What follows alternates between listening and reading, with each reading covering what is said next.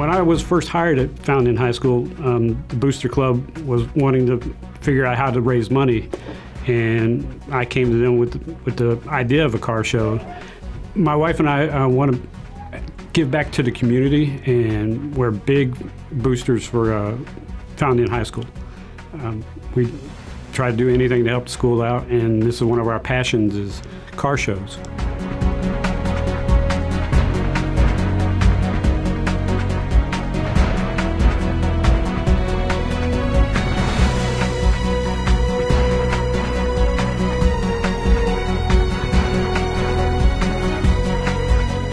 Fountain Inn is a phenomenal community, and all the businesses that are helping out, they donated tons of raffle prizes for us.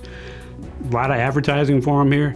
Like O'Reilly's in Fountain Inn was a really big supporter, and a lot of businesses in Simpsonville helped out too. Phenomenal how the community has come together to help us out. I just think the car show is going to get bigger and better each year.